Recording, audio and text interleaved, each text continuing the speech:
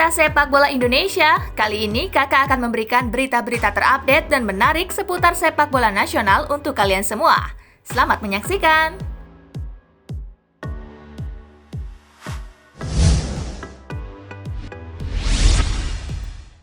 Resmi, AFC batalkan turnamen Piala Asia U16 dan U19.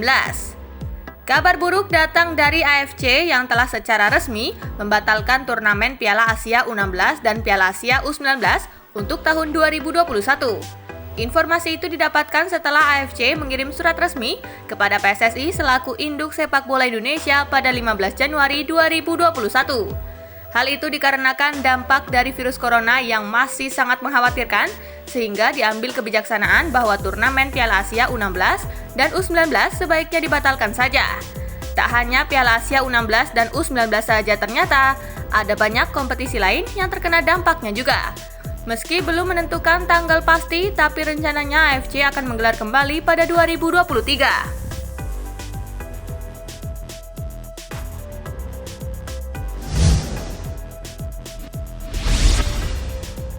Kompetisi terhenti, Timnas Indonesia tak bisa cuma andalkan TC dan uji coba.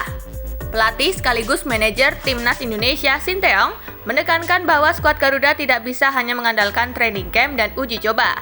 Peningkatan kualitas Timnas Indonesia disebut Sinteyong hanya bisa didapatkan apabila tersedianya kompetisi sepak bola profesional yang baik dan stabil.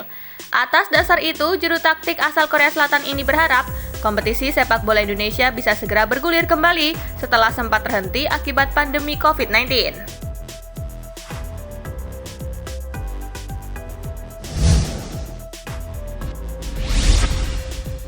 Cetak gol di Belanda, striker Eropa buka asa gabung Timnas Indonesia. Sempat cetak gol di Liga Belanda, salah satu striker muda Eropa keturunan ini buka peluang untuk bisa bergabung dengan Timnas Indonesia. Adalah Jel Tepal, pemain berusia 18 tahun tersebut memang diketahui memiliki garis keturunan Indonesia yang berasal dari sang ayah. Bahkan dalam salah satu wawancaranya bersama pemain Indonesia di Belanda, Yusa Nugraha, penyerang yang kini memperkuat Willem II U21 tersebut tak menutup kemungkinan untuk bisa memperkuat Timnas Indonesia, apalagi dirinya belum pernah mendapat panggilan dari Federasi Sepak Bola Belanda. Meski membuka peluang untuk bisa berseragam merah putih, namun Jel Tepal mengaku ingin fokus terlebih dahulu dengan karirnya bersama Willem II saat ini.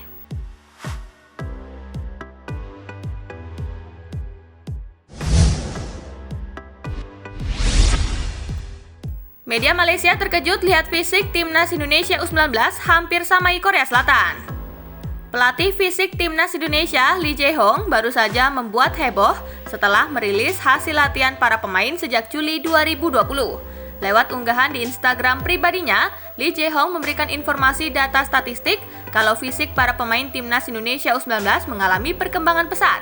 Bahkan fisik mereka berhasil melampaui para pemain Timnas Indonesia U23 yang melakoni TC pada Desember 2020 lalu, yakni 35,1%.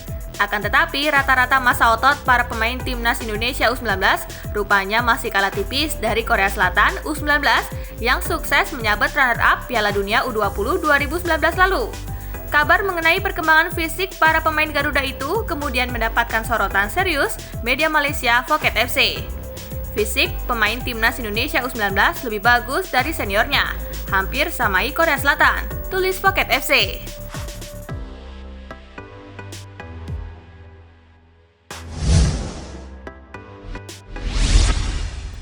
Jack Brown bagikan kabar baik, operasi cedera ACL-nya berjalan sukses.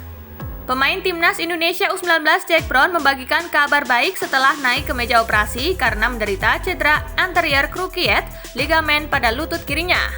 Operasi cedera Jack Brown berjalan sukses. Hal tersebut diketahui lewat postingan stories Instagram Jack Brown pada Kamis 14 Januari 2021.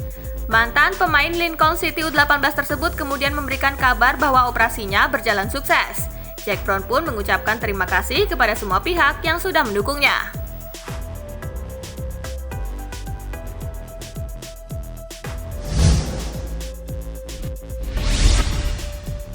Kelana Mahesa bikin heboh usai lontarkan kata kasar ke kiper Timnas U19. Pemain Timnas Indonesia U19 Kelana Mahesa membuat netizen heboh karena melontarkan kata kasar ke rekan setimnya, Muhammad Adi Satrio, lewat komentar di akun media sosial Instagram. Pada Selasa 12 Januari 2021 lalu, Adi Satrio mengunggah foto di akun media sosialnya yang menunjukkan momen saat Timnas Indonesia U19 menjalani pemusatan latihan di Spanyol. Namun postingan Adi Satrio ini berubah menjadi gaduh setelah Kelana Mahesa ikut berkomentar. Ditambah komentar Kelana sendiri terbilang mengejutkan. Kendati demikian, komentar Kelana ini ternyata bernada candaan. Sebab setelah itu dia mengirimkan emoji hati untuk merespon Adi Satrio.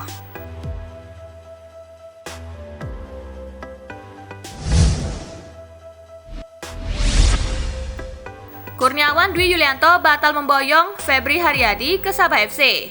Pelatih Sabah FC Kurniawan Dwi Yulianto akhirnya mengungkapkan sosok pemain Indonesia yang ingin diboyongnya, yakni Febri Haryadi. Namun keinginan tersebut batal terwujud karena tak sepakat dengan syarat yang diberikan Persib Bandung. Kurniawan Dwi Yulianto awalnya ingin mendatangkan Febri Haryadi untuk menambah skuad Sabah FC di lini sayap. Pemain Persib Bandung itu juga diklaim sudah setuju ingin mencicipi atmosfer sepak bola Malaysia. Namun Sabah FC tak sepakat dengan syarat yang diajukan Persib, yakni sebulan sebelum kompetisi Shopee Liga 1 dimulai, Febri harus kembali ke Persib karena masih terikat kontrak.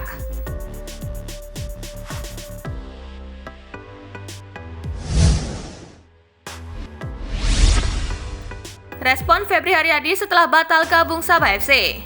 Gelandang Persib Bandung Febri Haryadi tak ingin berkomentar banyak terkait kegagalannya bermain di Malaysia bersama Sabah FC. Febri ingin menunggu pernyataan dari Persib dan Sabah FC terlebih dahulu. Febri Haryadi awalnya menjadi bidikan Sabah FC pada bursa transfer jelang bergulirnya Liga Super Malaysia 2021. Pelatih Kurniawan Dwi Yulianto ingin memboyong Febri demi menambah kekuatan di sektor sayap Sabah FC. Namun rencana memboyong Febri ke negeri jiran Sirna. Persib Bandung mengajukan syarat yang berat sehingga Sabah FC memilih mundur dalam perburuan jasa Febri.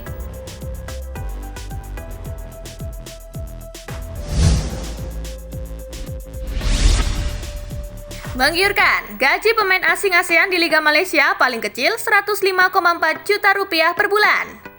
Klub-klub Liga Super Malaysia ternyata menawarkan gaji yang cukup tinggi untuk pemain asing dari Asia Tenggara, paling kecil yaitu $7.500 atau sekitar 105,4 juta rupiah per bulan.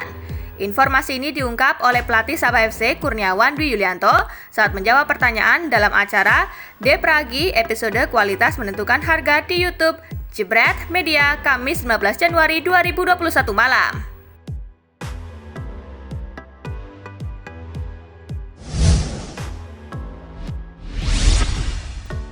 Tiga calon penerus Boaz Solosa di Persipura menurut Jackson F. Tiago. Penyerang andalan Persipura dan juga Timnas Indonesia Boaz Solosa akan menginjak usia 35 tahun ini. Seandainya Boaz harus pensiun dan meninggalkan Persipura, Jackson sudah punya nama-nama yang sekiranya bisa menjadi pengganti. Ketiga nama tersebut adalah Todd Ferre 21 tahun, Gunansar Mandoen 20 tahun, dan Fridolin Yoku 23 tahun. Ketiga pemain yang disebut Jackson punya spesialisasi posisi yang berbeda-beda. Todd Ferre moncer ketika tampil sebagai gelandang serang. Gunansar Mandoen di sisi sayap atau second striker. Sedangkan Yoku merupakan seorang gelandang.